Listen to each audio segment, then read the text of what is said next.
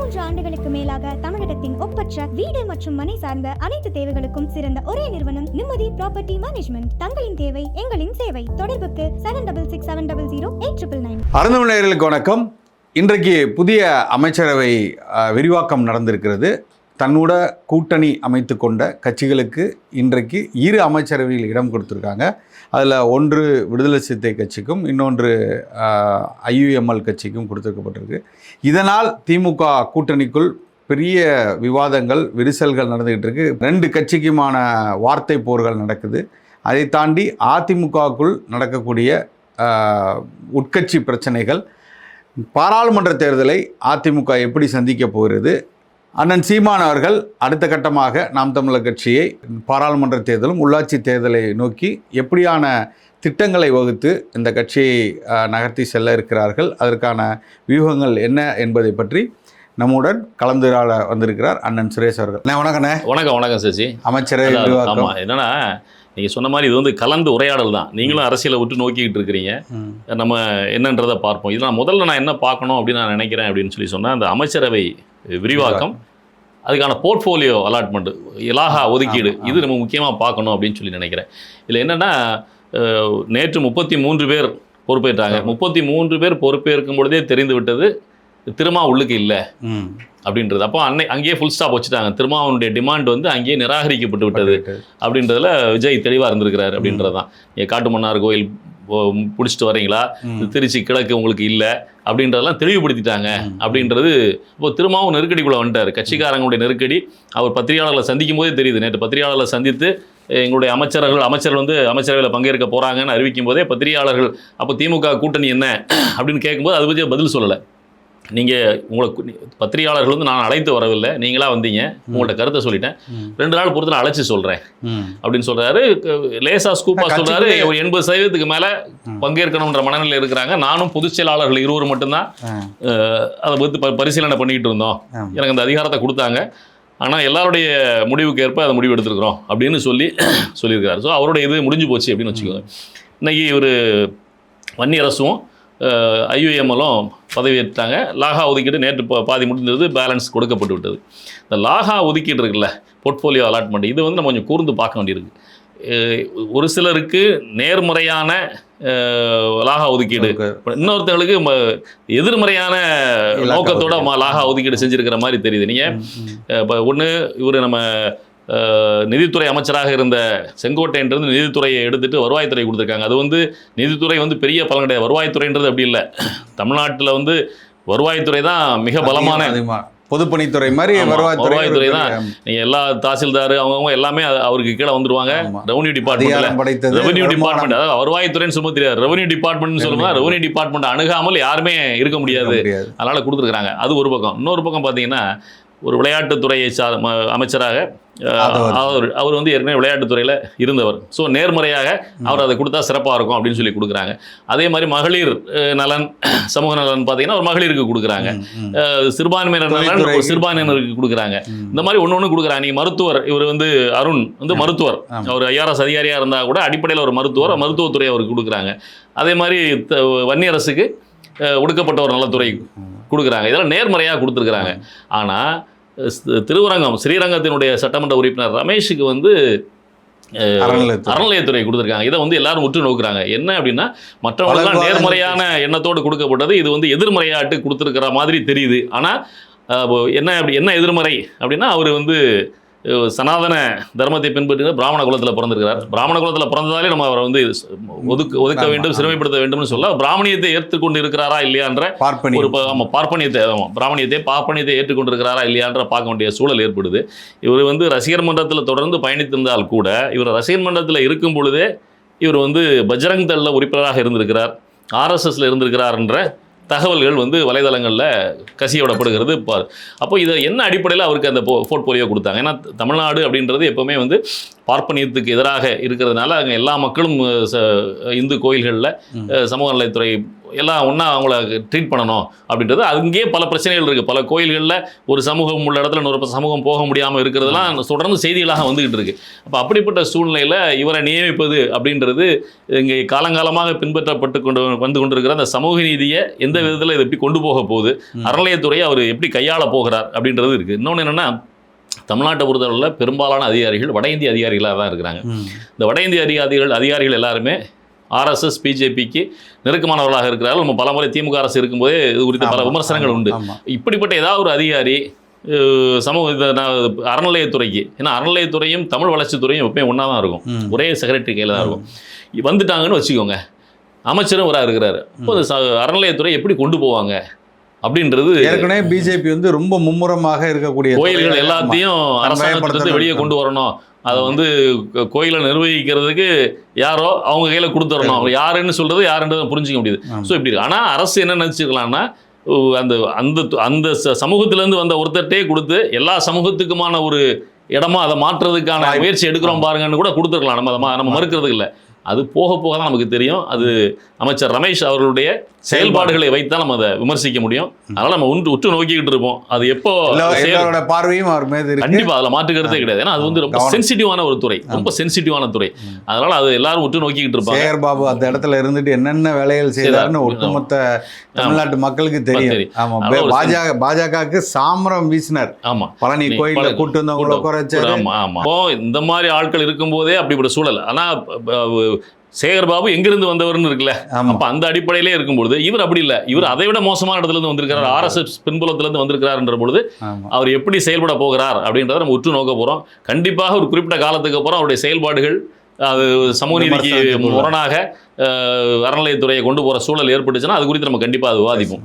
இப்போ இன்னொரு விஷயம் உங்கள்கிட்ட முக்கியமாக நான் கேட்க வேண்டியது, இப்போ விடுதலை சிறுத்தைகள் திருமா வெர்சஸ் திமுகன்ற ஒரு இது இருக்குல்ல, ராசா ஒரு எக்ஸ் வலைதளத்தில் ஒரு கவிதையை வெளியிடுறாரு, அப்புறம் அதை நீக்கிறாரு, அப்புறம் இன்னொரு கவிதை வெளியிடுறாரு. இந்த வார்த்தை போர் வேகமாக போயிட்டு இருக்குது. இது குறித்து என்ன தகவல் இருக்குது அது சொல்லுங்கள். இல்லை, திமுகவில் ஒரு அங்கமாக 2021, நீங்கள் 2021 கூட இல்லை, அதற்கு முன்பாக தேர்தல்களிலிருந்து தொடர்ச்சியாக 2009 எனக்கு தெரிஞ்சு, அதுக்கப்புறம் இடையிலேருந்து மக்கள் நல கூட்டணின்னு ஒரு தடவை போனாங்க, அப்புறம் பிரிந்திருந்து மறுபடி திமுக கூட்டணியிலே வச்சுட்டாங்க. அதுக்கு அவர் சொன்ன ஒரே காரணம் சனாதன எதிர்ப்பு. இந்த மண்ணில் பாஜக வந்துடக்கூடாது, சனாதனம் வந்து கூட 1999 அவர் இருந்தார் அப்படின்றதே மறுப்பதற்கில்லை. அது போன வாரம் அப்படிங்கிற மாதிரி, இந்த வாரம் அப்படிங்கிற மாதிரி எல்லா கூட்டணியும் இருந்துட்டார். யாரு கூடயும் கூட்டணி இல்லாமலாம் இல்லை, தனிச்ச ஒரு கூட்டணி அமைச்சிருக்காரு, மக்கள் நல கூட்டணி அமைச்சிருக்காரு. அதனால அப்பப்போ என்ன தேவையோ அதுக்கு தகுந்த மாதிரி பேசிக்குவார். ஆனா ஒருபோதும் இந்த ஒடுக்கப்பட்ட மக்களுக்காக அவர் குரல் கொடுத்து நின்னதில்லை.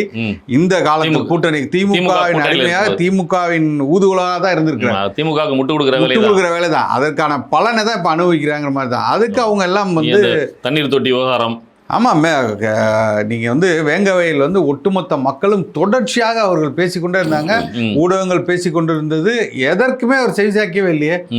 கடைசி வரைக்கும் மேல்மாவ பிரச்சனை, அந்த கோயில் பிரச்சனையாக இருக்கட்டும், எல்லாத்துக்கும் திமுகவோட அங்கம் வைத்துக்கொண்டு திமுகவிடம் எந்த எதிர்ப்புமே தெரிவிக்காமல் அவர்களின் ஒரு அங்கமாக, அதாவது எப்படி சொல்லுவாங்க, ஆதி குடிகளின் ஒரு விங்கு மாதிரி தான், திமுகவின் விங்காக தான் அவர் செயல்பட்டார்.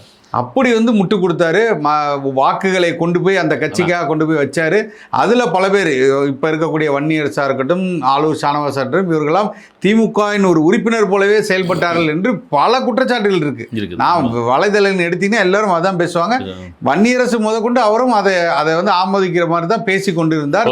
கட்சியை காப்பாற்ற முடியாது, கட்சியை உடஞ்சிடக்கூடாதுன்றதுனால தான் வேற வழி இல்லாமல் அந்த முடிவெடுத்து போறாரு. ஏன்னா அவரே நேற்று பத்திரிகையாளர்களை சந்திக்கும் போதே அவர் சொல்றாரு, அதில் அமைச்சரவையில் இடம்பெற்றோம் அப்படின்றத குறித்து பேசுகின்ற பொழுது, எனக்கு அதுக்கான அதிகாரம் கொடுக்கப்பட்டது உயர்மட்ட குழுவில், நானும் என்னுடைய 2 பொதுச் செயலாளர்களும் வேண்டாம் திமுக கூட்டணியில் தொடருவோம், அமைச்சரவைக்குள்ளே போக வேண்டாம் அப்படின்னு தான் நினச்சோம். ஆனால் பெரும்பாலான கட்சிக்காரர்கள் அந்த மனநிலையில் இருந்ததுனால நாங்கள் போயிட்டோம்.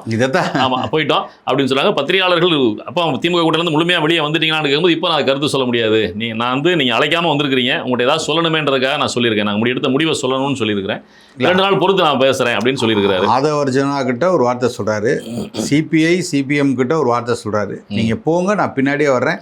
ஆதவர்ஜனான்னு சொல்லும் போது எனக்கு என்ன நினைவு வருதுன்னா, ஆனந்த விட நடத்தின ஒரு நிகழ்வுல ஆதவ அர்ஜுனாவோட இவர் மேடை ஏறுவதாகலாம் இருந்து திமுக வந்து பெரிய நெருக்கடிக்கு அப்புறம் தான் அவருக்கு போகாம விட்டாரு. அப்பவே மேடை ஏறி இருப்பாரு. திட்டமிட்டு இவருக்காகவே நடத்தப்பட்ட நிகழ்ச்சி. அப்போ திருமாவளவனும் சாதாரணப்பட்ட ஆள் இல்ல, சாதாரண ஒரு அரசியல்வாதியாக தான் கை போட்டு ரைட்ல போறது இருந்திருக்கிறாரு அப்படின்றது தெரிய வருது. ஏன்னா அப்பத்துல இருந்து நடைபெற்ற நிகழ்வுகளை கோர்வையா நம்ம பார்த்தோம்னா திட்டமிட்டு காய் நகர்த்தல் பட்டு தான் அவர் திமுக இருந்து வெளியே வந்திருக்காரு. இருந்தால் கூட திமுக ராஜாவை வைத்து இவரை விமர்சிக்கிறாங்கல்ல, அது குறித்து உங்களுடைய பார்வை என்ன?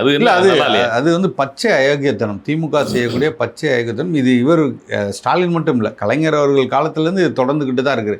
யாரெல்லாம் வந்து சமூக ரீதியாக இவர்கள் வந்து அவரை வந்து தாக்கி பேச வேண்டுமோ இல்லை அவர்களுக்கு எதிராக குரல் கொடுக்க வேண்டுமோ அதே சமூகத்தோரை வச்சு அதே துரைமுருகன் அவர்களை வச்சு பேச வைப்பாங்க, ஏவா வேலு வச்சு இங்கே பேச வைப்பாங்க, டிஆர் பாலு வச்சு முக்குளத்தோரை பற்றி பேச வைப்பாங்க, ராசா வச்சு ஒடுக்கப்பட்ட சமூக தலைவர்களை பேச வைப்பாங்க. இதை அங்கிட்டு வந்து KKSSR வச்சு அந்த பக்கம் உள்ளவங்களை பற்றி பேச வைப்பாங்க. இப்படியாப்பட்ட நிகழ்வுகளை தான் வந்து தொடர்ச்சியாக திமுக இங்கே பேச வச்சுக்கிட்டு இவர் நல்ல பிள்ளை மாதிரி ஒரு அறிக்கையை வெளியிடுறாரு. என்ன பண்ணுவாருன்னா, நல்லா பேசிடு அப்படின்னா எப்படி ரியாக்ட் ஆகுதுன்னு பார்ப்பாரு. அது பெரிய அளவில் பேக் ஃபயர் ஆகி இது இருந்துச்சுன்னா உடனே வந்து நீங்கள் இப்பெல்லாம் பேசக்கூடாது, கண்ணியம் காக்க வேண்டும், நம் கட்சியின் இது தெரியாதா, அது தெரியாதா, சமூக நீதி தெரியாதா, எல்லாத்தையும் வார்த்தையை போட்டு இனிமேல் பேசாதீங்கம்பாரு. இதை சொல்றதுக்குள்ள அங்கே எல்லாம் புகஞ்சு வெடிச்சு முடிஞ்சு எல்லாம் அந்த அந்த நிகழ்வே முடிஞ்சிட்டு போயிடும். அதுக்கப்புறம் தான் பேச ஆரம்பிப்பாரு. இப்படிதான் திமுகவின் நிலைப்பாடு இருக்கு. அதுல வந்து ராசா வந்து தலைமையை கேட்காம பேசியிருப்பாரா, இப்படியாப்பட்ட வார்த்தையை பேசியிருப்பாரா அப்படின்னா நிச்சயமா இருந்திருக்காரு. அவர் போட்ட வார்த்தை வந்து மிக மோசமான ஒரு வார்த்தை தான். அதாவது அந்த வார்த்தையை நம்ம எப்படி சொல்றதுன்னு எனக்கு தெரியல. கல்யாணம் பண்ணது ஒருத்தவங்கள குழந்தை பெற்றுக்கிறது இன்னொருத்தவங்கிற மாதிரி, அந்த மாதிரி நீ இன்னொருத்தவங்க கூட இருக்கிறங்கிற மாதிரி பேசி அந்த வார்த்தையை போட்டிருந்தாரு. அதை ஆனா நீக்கிட்டார். அப்ப ஏதோ ஒரு அழுத்தம் காரணமாக சமூக வலைத்தளங்கள் அதிகமா எடுத்து பரப்பிட்டாங்க. அதெல்லாம் எல்லா இடத்துக்கும் பரப்பப்பட்டது.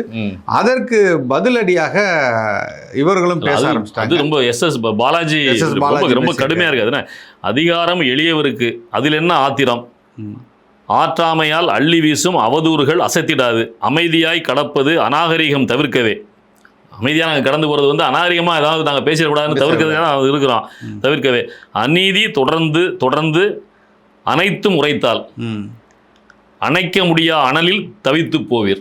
ஒரு எச்சரிக்கையாவே கொடுக்குறாரு. நாங்க வந்து பேச ஆரம்பிச்சோம்னா நீங்க தணல்ல தவிச்சிருவீங்க அப்படின்னு சொல்லி. கூட இருக்கும்போது தான் தெரியல, இப்பதான் தெரியுதா எவ்வளவு மக்கள் பிரச்சனை நடந்துச்சு. அப்பெல்லாம் வாய் திறக்கல, அப்பெல்லாம் மக்கள் கதர்னாங்க. ஒரு சமூகத்தின் மீது சேற்றை எரித்து வாசிங்க, மழத்தை அள்ளி இது பண்ணீங்க.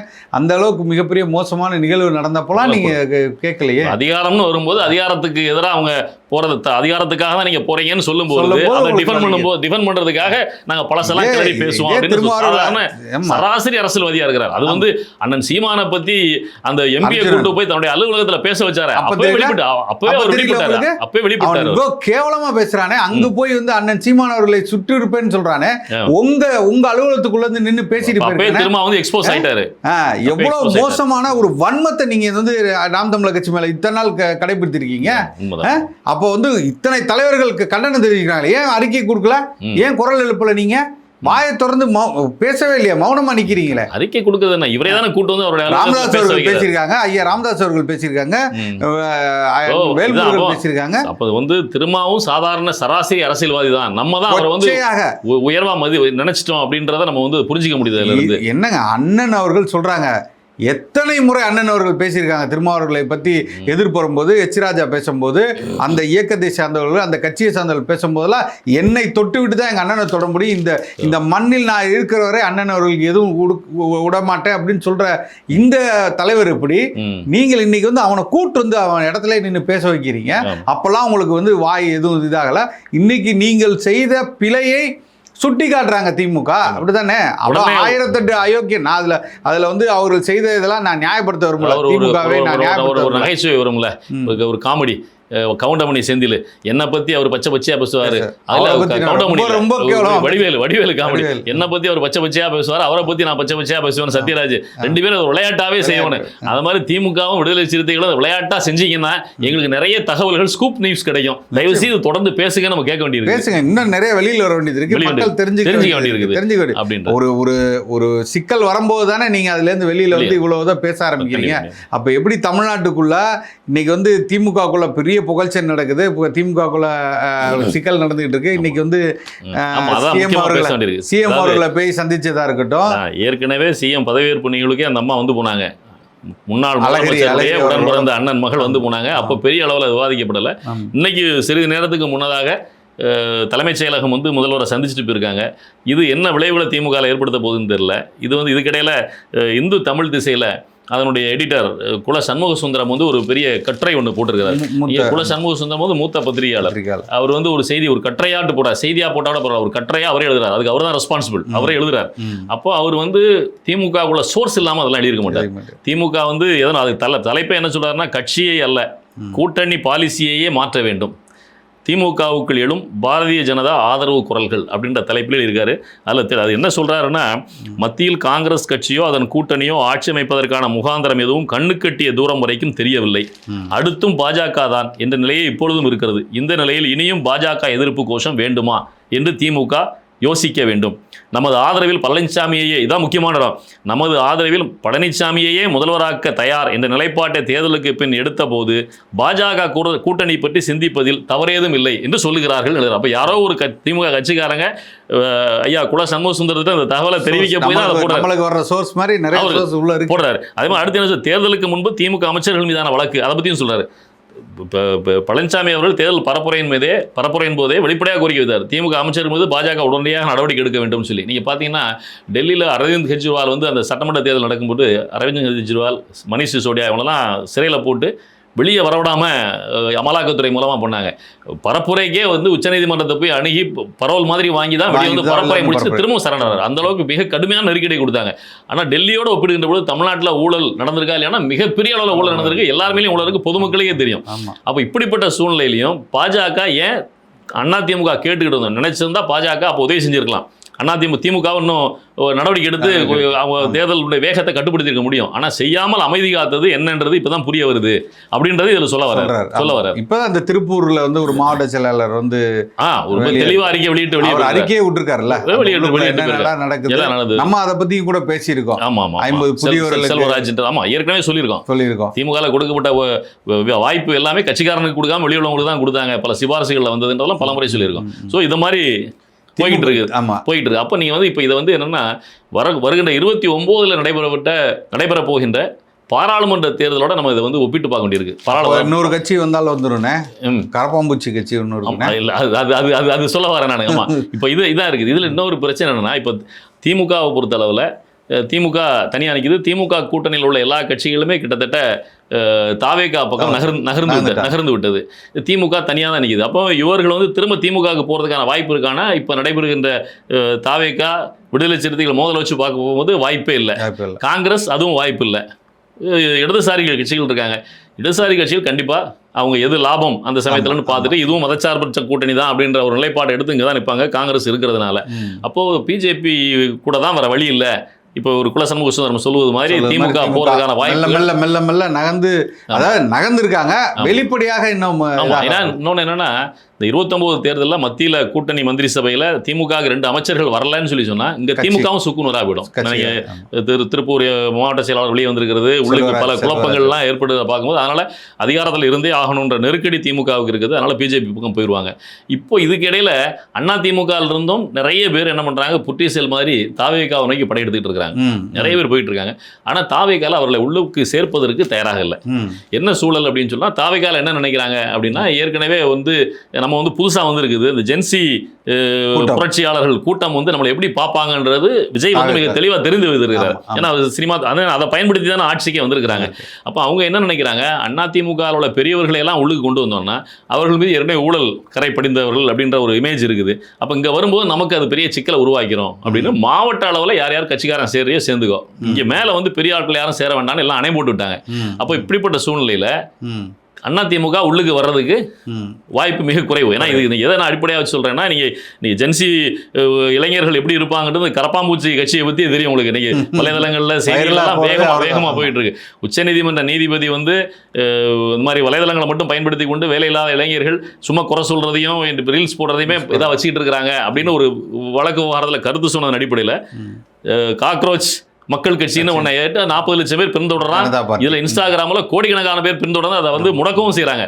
அப்ப அந்த அளவுக்கு தான் இளைஞர்கள் இருக்கிறாங்க. அவங்க வந்து கொள்கையை அதையே பார்த்து போல ஏதோ ஒன்று முடிவெடுத்தாங்கன்னா அப்படியே செம்மறி ஆடுகள் மாதிரி போய் உள்ள சூழல் இருக்காங்கன்றத விஜய் புரிந்து வைத்திருக்கிற காரணத்தினால அதிமுக உள்ளுக்கு சேர்க்கறதுக்கு தயாரா இல்லை. இப்போ இப்படிப்பட்ட சூழ்நிலை அதிமுக தனியா நிற்குது, உள்ளுக்குள்ள கலகலத்து போய் நிற்கிறாங்க, 2 அணியா நிற்கிறாங்க. அப்போ அவர்களை உற்சாகப்படுத்த வேண்டிய தேவை அதிமுகவுடைய தலைமைக்கு உள்ளுக்குள்ளவங்களுக்கு இருக்குது. அது உள்ளுக்குள்ள பல தகவல்கள் பேசப்படுகிறதாக நமக்கு தகவல் வருது. என்னன்னா, வெளியே போற கட்சிக்காரங்களை எப்படி நிறுத்தி வைப்பது. இப்போ திமுக பிஜேபியோட சேர்ந்துச்சுன்னா அது ஒரு வலிமையான அணின்ற ஒரு பிம்பம் ஏற்படும், மத்தியில் ஆட்சியில் இருப்பாங்க. இங்கே தாவேகா புதுசாக இப்போ தான் ஆட்சிக்கு வந்திருக்காங்க, உடனடியாக மக்கள்கிட்ட கெட்ட பேர் வாங்குறதுக்கு வாய்ப்பு இல்லை. பாராளுமன்ற தேர்தல் வரைக்கும் 2 வருடம் அப்படி தள்ளி கொண்டு போயிடுவாங்க. புதிதான கூட்டணி மக்களும் ஒரு வாய்ப்பு தானே கொடுத்துருக்கோம் அப்படின்னு சொல்லி அவங்க எதிர்பார்ப்பாங்க. ஆனால் அதிமுக இதில் ஒன்றும் இல்லாமல் கலகலத்து போயிடும். அப்படின்ற சூழ்நிலை இதை எப்படி சரி பண்ணுறது அப்படின்னு பார்க்கும்போது தமிழ்நாட்டில் அடுத்து ஒரு பெரிய சக்தியாக நிற்கிற ஒரு யாருன்னு பார்த்தா, மக்கள் செல்வாக்கோட ஒரு பெரிய பேச்சாற்றல் மிக்க ஒரு பரப்புரைக்கு தன்னை வந்து முழுமையாக பயன்படுத்தி கூட அளவுக்கு யார் இருக்கான்னு பார்த்தா அண்ணன் சீமான் இருக்கிறார் அப்படின்றத அதிமுக உள்ளவங்க பார்க்குறாங்க. உள்ளுக்கு என்ன தகவல்கள் பல விஷயங்கள் அதிமுகவில் பேசப்படுதுன்னா வேற வழி இல்லை. அண்ணன் சீமான் அவர்கள்ட்ட நீங்க பேசுங்க, பேசி அவரை வந்து நாம் தமிழர் சீமான் அவர்கள்ட்ட பேசி அவரை வந்து நம்மளோட இணைந்து தலைமை இருக்கிற மாதிரி. ஆமா, அதாவது முதல்ல நம்மளோட இணைந்து தாவேகா செய்கின்ற தவறுகள், திமுக பிஜேபி செய்கிற தவறுகளை நம்ம சுட்டி காட்டுறதுக்கு தளத்தில் மட்டும், போராட்ட களத்தில் மட்டும் நம்ம இணைந்து பயணம் செய்வோம் அப்படின்ற அடிப்படையில் உள்ள கொண்டு வந்து அடுத்து வந்து இந்த தேர்தல் ராஜ்யசபா தேர்தல் ஏதாவது வந்தால் வாய்ப்பு இருந்தால் அண்ணன் சீமான் அவர்களுக்கு ராஜ்யசபா சீட் கொடுக்கறதுக்கு கூட தயாராக இருப்பதாக அதிமுக பேசுறாங்க. அவருக்கு மரியாதை, நாங்கள் வந்து அவர் எங்கள் கட்சிக்கு வாங்கன்னு சொல்லல, அது தனி கட்சி தான். ஆனால் தமிழ்நாட்டை காப்பதற்கு இந்த மாதிரி ஜென்சி புரட்சி அப்படின்ற அடிப்படையில் ஒரு கூட்டம் வந்து உட்கார்ந்துருக்கு. இவங்க எப்படி இருப்பாங்கன்னு தெரியாது. இன்னொரு பக்கம் திமுக பிஜேபியோட போயிடுச்சு. அப்போ இதை எதிர்ப்பதற்கு வேற வழி இல்லை அப்படின்னு சொல்லி அண்ணன் சீமான தங்களுக்கு ஆதரவாக கொண்டு வந்தோம்னா வெளியே போறவங்க அதிமுக திரும்ப எழுந்து இருக்கிறதுக்கு வாய்ப்பு இருக்குது அப்படின்னு நினைச்சு வெளியே போறவங்க எல்லாம் உள்ளுக்கு நிற்பாங்க. அடுத்த தேர்தல் வரும்பொழுது அண்ணன் சீமானை முன்னிலைப்படுத்தி, நீங்க திருமாவையே முன்னிலைப்படுத்தி வரணும்னு சூழல் வரும்போது நம்ம எதிரியை வீழ்த்துறதுதான் முக்கியம் அப்படின்ற அடிப்படையில் சீமானவர்களை முன்னிலைப்படுத்தி அதிமுகவும் சேர்ந்து வேலை செய்தால் சீட் ஷேரிங் எப்படி வருதுன்றது அடுத்த விஷயம். ஆனால் அவரை முன்னிலைப்படுத்தி, ஏன்னா பரப்புரை பண்ணுவதற்கு அதிமுக பெரிய அளவுக்கு ஆட்கள் இல்லை, மக்களை வசீகரிக்கக்கூடிய அளவுக்கு, இளைஞர்களை வசீகரிக்கக்கூடிய அளவுக்கு ஆட்கள் இல்லை.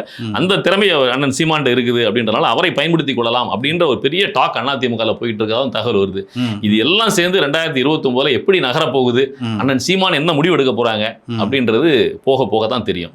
இதுதான் இன்னைக்கு உள்ள அரசியல் சூழ்நிலை. நன்றி, வணக்கம். நன்றி.